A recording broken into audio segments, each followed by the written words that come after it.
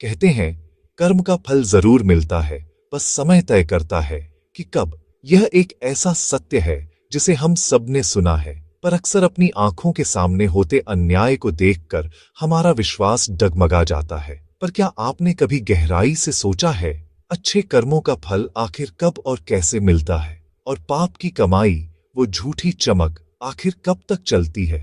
आज हम आपको ले चलेंगे एक ऐसी कथा में जो न सिर्फ आपके इन गहरे प्रश्नों का उत्तर देगी, बल्कि आपको कर्म के न्याय का असली, गहरा और अटल अर्थ भी समझाएगी। बहुत समय पहले एक ऋषि अपने आश्रम में ज्ञान और शांति का प्रकाश फैलाते थे। एक दिन उनका एक जिज्ञासु शिष्य संसार के द्वंद्व से परेशान होकर उनके पास आया और बोला, गुरुदेव, मैं हर दिन देखता हूं कि एक लोभी व्यापारी दूसरों को ठगता है, झूठ बोलता है, फिर भी उसके पास धन की कोई कमी नहीं। उसका वैभव बढ़ाता ही जा रहा है। और वही दूसरी ओर एक सज्जन किसान है जो हर किसी की मदद करता है, ईश्वर में आस्था रखता है, फिर भी हर मौसम में उसकी फसल खराब हो जाती है और वो दरिद्रता में जीता है। गुरुदेव, क्या यह अन्याय नहीं? क्या अच्छाई का कोई मोल नहीं? ऋषि शांत भाव से मुस्कुराए और बोले, वत्स, तुम केवल वर्तमान का दृश्य देख रहे हो, कर्म के पूरे चक्र को नहीं। संसार में कर्मों का फल उसी प्रकार मिलता है जैसे बीज से पेड़ उगता है। बीज बोते ही फल नहीं आता, उसके लिए 3 चीजों का संगम आवश्यक है: कर्म, काल और संयोग। कर्म यानी बीज बोना, काल यानी सही ऋतु का इंतजार, और संयोग यानी उचित परिस्थितियां, जैसे मिट्टी और पानी। इनके मिले बिना फल प्रकट नहीं होता। हर सत्कर्म एक उत्तम बीज है जो आज बोया जाता है, पर फल तब देता है जब समय और परिस्थितियां अनुकूल होती हैं।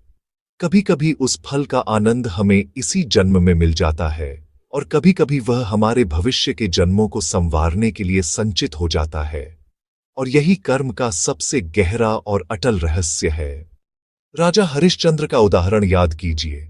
सत्य के मार्ग पर चलते हुए उन्होंने अपना सब कुछ खो दिया। उनका सत्य संकल्प अडिग था, और इसी कारण उन्हें परीक्षा की अग्नि में तपना पड़ दहा। उन्होंने राजपाट, धन, वैभव, यहां तक कि अपना परिवार भी खो दिया, परंतु उनके सत्कर्मों का संचित फल उन्हें अंत में स्वर्ग के द्वार तक ले गया। क्योंकि ईश्वर की व्यवस्था में किसी के सच्चे कर्मों की तपस्या कभी व्यर्थ नहीं जाती। धैर्य की परीक्षा अवश्य होती है, पर परिणाम सदैव न्यायपूर्ण होता है। अब वही मूल प्रश्न फिर उठता है, पाप की कमाई आखिर कब तक चलती है? इसके लिए रामायण में रावण का उदाहरण देखिए। अधर्म से बनाई सोने की लंका थी, अपार धन था, अजेय होने का अहंकार और शक्ति थी, पर वह सब टिक नहीं सका, क्योंकि उसकी नींव पाप पर रखी थी।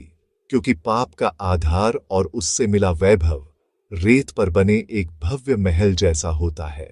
दूर से देखने में आकर्षक और मजबूत लगता है, पर समय के न्याय की पहली ही लहर में ढह जाता है। ईश्वर ने एक अदृश्य लेखा जोखा बनाया है, हर आत्मा के कर्मों की गिनती का एक अमिट हिसाब। यह लेखा जोखा न तो रिश्वत लेता है, न किसी के प्रभाव में आता है, और न ही यह कभी जल्दी करता है।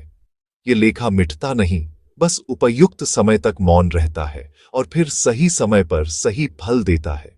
कभी कभी फल मिलने में पीढ़ियां लग जाती हैं। सुदामा का जीवन देखिए। घोर निर्धनता में रहते हुए भी उनकी कृष्ण भक्ति और धर्म निष्ठा अटूट थी। यह उनके पूर्व संचित पुण्यों का ही प्रभाव था कि स्वयं द्वारकाधीश उनके मित्र बने और एक मुट्ठी चावल के बदले उन्हें तीनों लोकों का वैभव प्रदान कर दिया। इसे बांस के पेडीएच की तरह समझिए। किसान बीज बोता है, 5 साल तक पानी देता है, पर कुछ नहीं उगता। लेकिन 5 साल बाद वो बीज कुछ ही हफ्तों में 90 फुट ऊंचा उग जाता है। क्या वो कुछ हफ्तों में बढ़ा? नहीं, वो 5 साल तक अपनी जड़ें मजबूत कर रहा था ताकि उस ऊंचाई को संभाल सके। अच्छे कर्म भी इसी तरह अपनी जड़ें जमाते हैं। इसलिए कभी कभी अच्छा कर्म दुख के रूप में भी आता है, क्योंकि वो हमारी जड़ें मजबूत कर हमें आगे आने वाले किसी बड़े संकट से बचा लेता है। और कभी कभी बुरा कर्म थोड़े समय के लिए सुख का आभास देता है, ताकि हम उसके मोह में फंसकर अपने पतन की ओर बढ़ें और जीवन का सबसे बड़ा सबक सीख लें।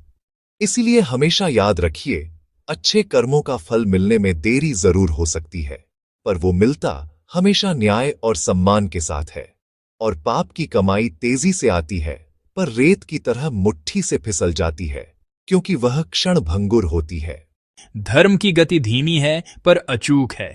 महाभारत।